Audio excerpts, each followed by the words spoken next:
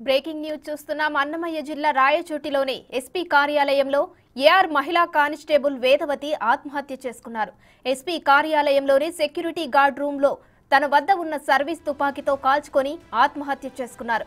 గత కొంతకాలంగా ఎస్పీ కార్యాలయంలో సెక్యూరిటీ గార్డుగా ఏఆర్ మహిళా కానిస్టేబుల్ వేదవతి విధులు నిర్వర్తిస్తోంది. వేదవతి గన్నుతో కాల్చుకొని ఆత్మహత్య చేసుకుందా లేక గన్ మిస్ఫైర్ అయి మృతి చెందిందా అనే కోణంలో పోలీసులు దర్యాప్తు చేపట్టారు.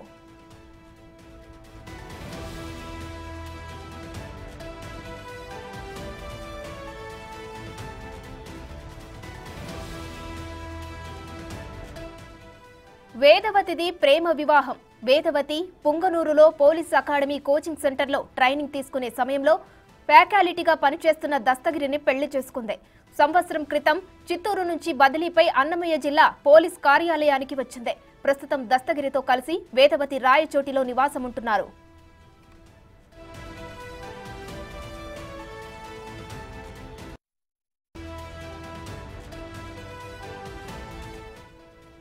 రాయచోటిలో కానిస్టేబుల్ మృతికి సంబంధించిన మరిన్ని డీటెయిల్స్ మా ప్రతినిధి మధు ఫోన్ లైన్ లో అందిస్తారు. మధు, చెప్పండి, అసలు ఈ కానిస్టేబుల్ మహిళ వేదవతి మృతికి సంబంధించిన కారణాలు ఏమైనా తెలిసాయా?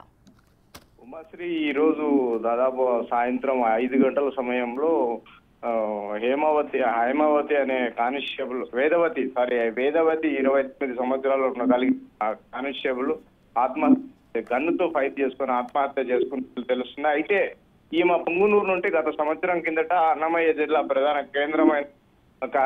కేంద్ర పోలీస్ కార్యాలయానికి ట్రాన్స్ఫర్ మీద వచ్చినట్లు తెలుస్తుంది. అయితే దస్తగిరి అనే ఆమె భర్త పుంగునూరులో పోలీస్ అకాడమీలో 2016లో వీరి ఇరువురు వివాహం జరిగినట్లు తెలుస్తుంది. అయితే ఈ ఆత్మహత్యకు గల కారణాలు వాళ్ళ కుటుంబ సభ్యులు వస్తే తెలుస్తాయని అన్నమయ్య జిల్లా పోలీసులు అయితే తెలియజేస్తున్నారు.